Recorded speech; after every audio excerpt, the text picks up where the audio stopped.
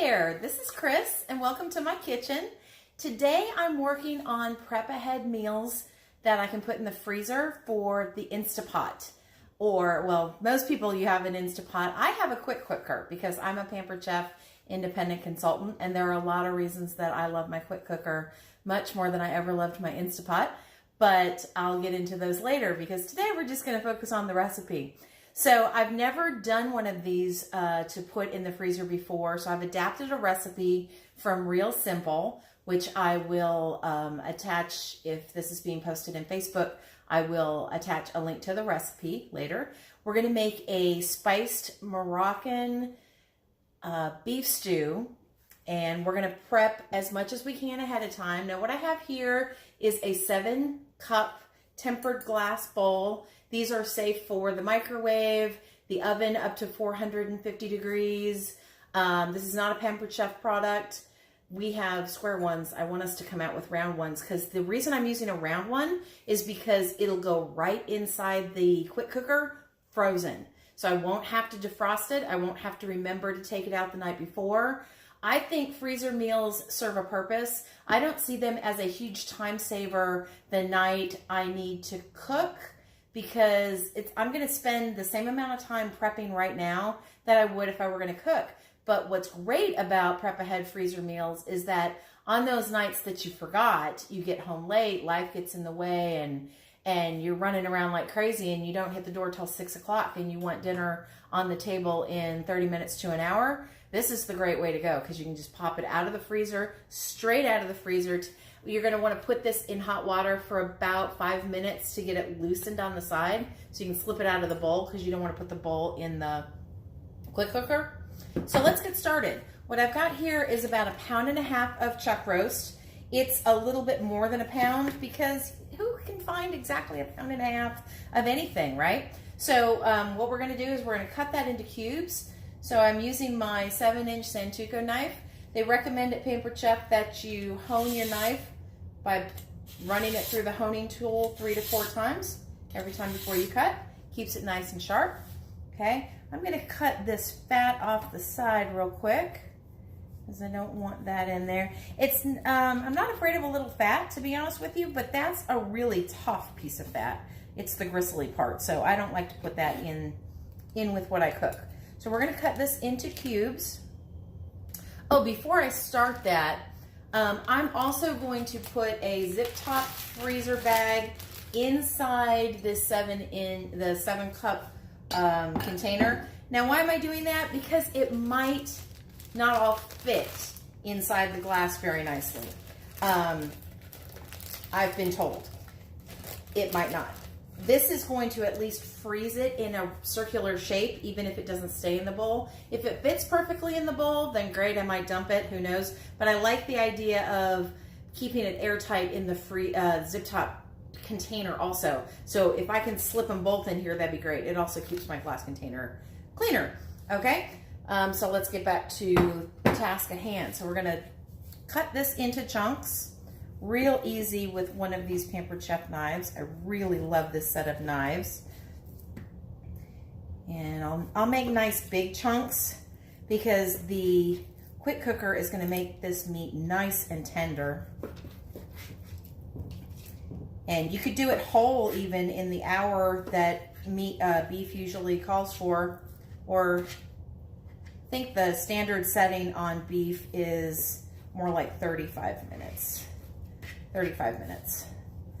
So I'll cut these into good size 1-inch cubes.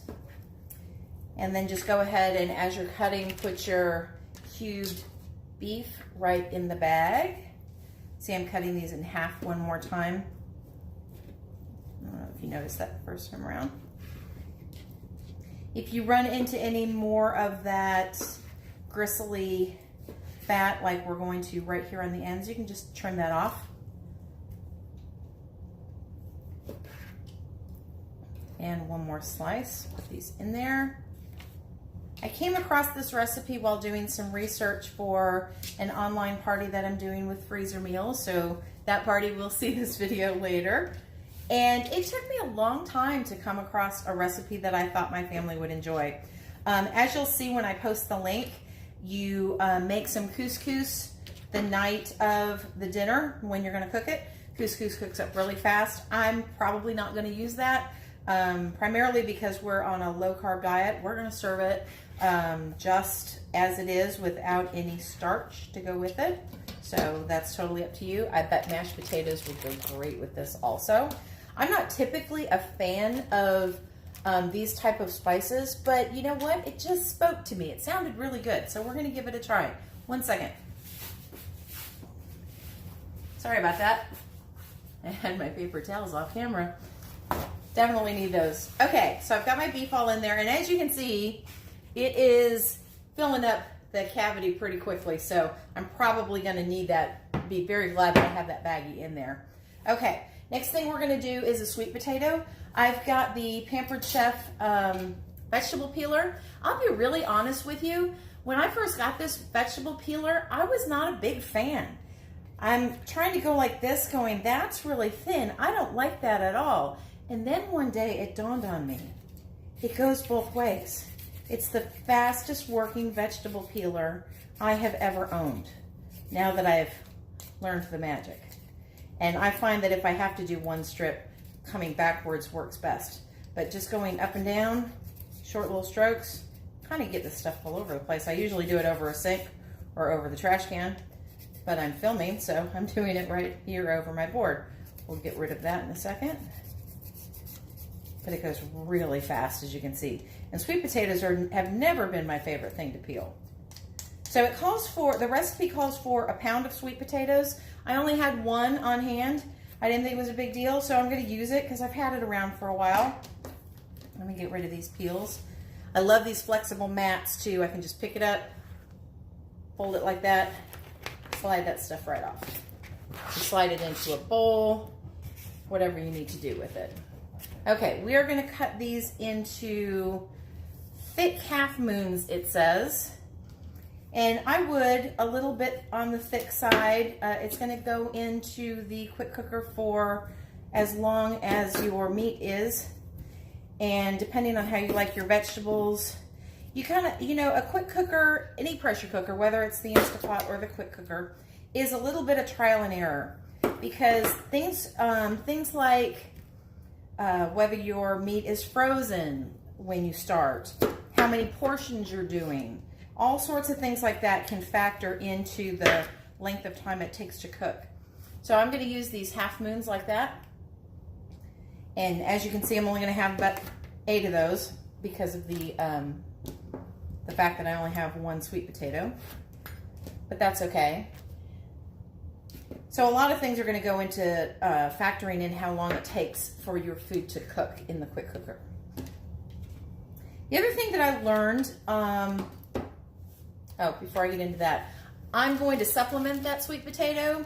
Like I said, we're cutting carbs down. So sweet potatoes do have carbs in them, so that's a nice portion for us. So for a family of 3, most people 4, this is a recipe for a family of 4. That's only going to be a few slices of sweet potato per person. So I'm going to augment that with some carrots. I just went ahead and got some baby carrots to make it quicker. I'm going to use half of this package and make it another 8 ounces so that we've got a total of a pound of the vegetable.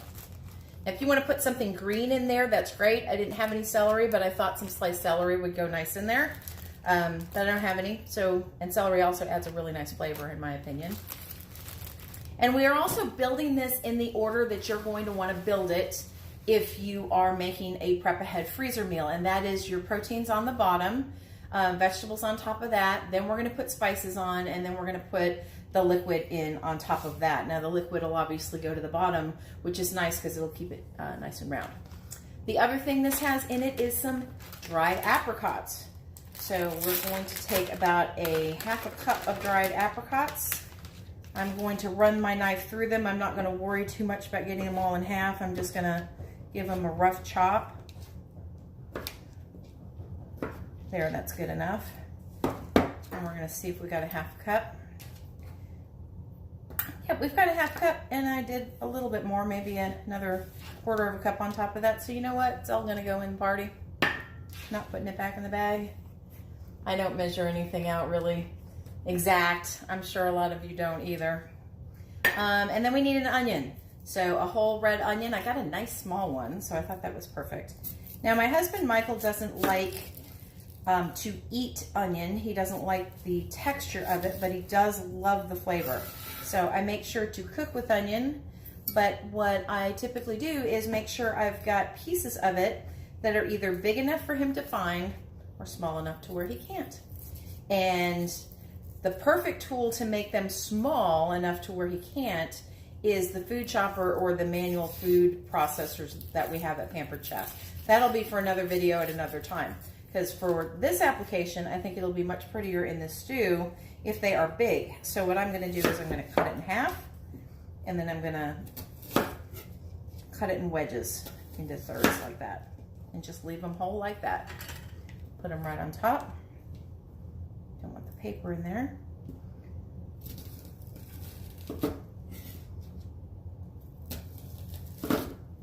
Mind your fingers. Okay. Now we are ready for the spices. Let me move this so that you can see it since we're done cutting. See, it's overflowing the bowl for me, which is fine. This will go in the freezer just like that. Once it has taken shape, I can take it out of this container. This container doesn't have to stay in the freezer because it'll have its shape. And then easily, I won't even have to let it soak in water to defrost or anything to come away from the glass, because I can just discard the plastic bag and cut it off. So right here, I have a mixture of spices. You can see those. I have cumin. What else do I have in there? Cumin, ginger, 2 teaspoons each of cumin and ginger, and then a half a teaspoon of cayenne and a half a teaspoon of cinnamon. Now, what I was starting to say earlier is I'm not a major fan of cinnamon in savory foods, but it seemed like with all the beef in here and the fact that it was only a half a teaspoon, I was willing to give it a try. I've been trying a lot of new things lately. I mean, I shouldn't say new things. I've been trying things that I typically have told myself my whole life I don't like, that I'm giving another whirl. So that's why we're doing this. And then of course, salt to taste. I'm not gonna give you the exact measurements on salt because salt is a personal preference. Some people have dietary restrictions. We typically like to have a decent amount of salt in our food. Not so much that you taste salt. The magic of salt is that you have just enough to where all the flavors are amplified, but the actual flavor of salt does not come through. And I want to put a little pepper in that also. A few cracks of pepper. And then the last thing we're going to do is put the can of tomatoes. I've got a 28 ounce can of diced tomatoes. Pour it in there slowly. Wow, this is coming close to the top here. Matter of fact, it's coming very close to the top. I'm going to have difficulty sealing that. Oh, all I have to do is stand it up. There you go. So it's all stood up and it's in its nice round shape. I'm going to fold it down to take the air pockets out of it. Get as much air out of there as you can. And there you go. I'm going to put it in the freezer in this container, and then I can take it out of the container in a couple hours and it'll be frozen in that shape. And I've already checked, and you should too, depending on what size of an Instantpot or quick cooker you have. This 7-cup size does fit in the quick cooker.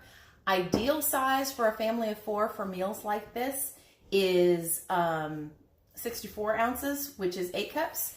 Perfect use of your plastic half-gallon ice cream containers or sherbet containers if you still have those things. Now to serve this, and again, I'm going to post the link.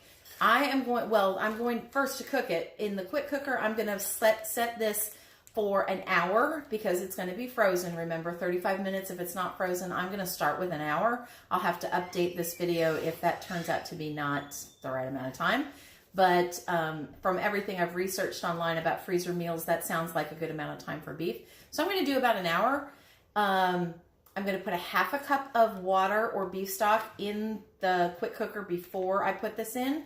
You always need a little bit of actual liquid, not frozen liquid, to help your pressure cooker start to create its steam and come to pressure. It's going to take about 15 minutes to come to pressure, maybe 20, since it's frozen, so the inside of the chamber is going to be colder. Make sure these will fit in your Instantpot. before you freeze in that particular shape. Okay. And lastly, to serve it, we are going to serve it with, when the Instantpot is done, I'm going to throw in about 2 cups of spinach, and that'll add some green to it, and that'll add some extra vitamins. And I'm going to top it with some sliced almonds, sliced toasted almonds. So I'll get back to you on how it turns out. And meanwhile, have a great day. Bye. Thanks for watching.